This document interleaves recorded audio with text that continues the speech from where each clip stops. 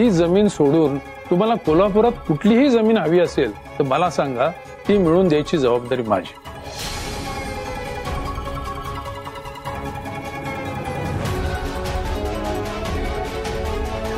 कसंही धैर्य.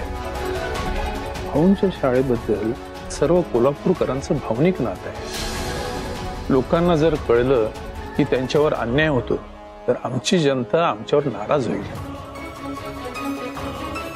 आणि तुम्हाला मदत करताना जर जनता नाराज झाली तर येत्या निवडणुकीत आम्हाला ते परवडणार नाहीये. त्यामुळं या जमिनीचा हट्ट सोडा आणि दुसरी जागा बघा. ठीक आहे भाऊ,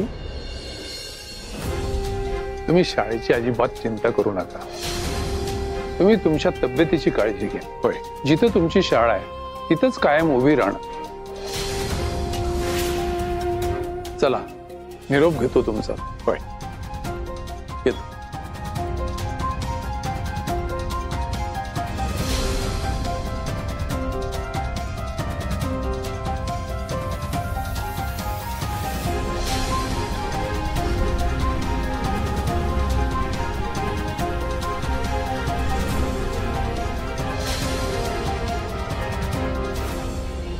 चल विदुला, बाय बाय.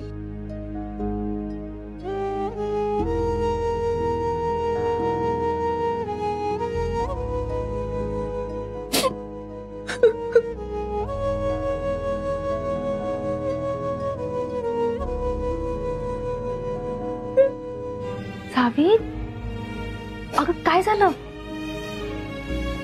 भाऊंना सगळं कळालं की काय? अगं मग असं डोळ्यात पाणी घेऊन का आलीस तू? सावी, बोल माझ्याशी, काय झालंय? भाऊंना काही नाही कळलं. आपल्याला जे पाहिजे होतं ना तसंच झालं. पण अगं भाऊंचा लय अपमान झाला ग तिकडं.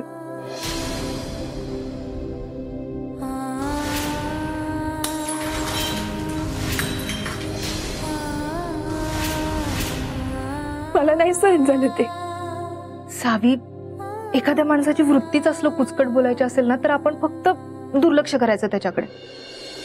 अगं तू मुद्दाम करतोय हे सगळं, पण आपलं नशीब चांगलं म्हणावं लागेल. हो अगं,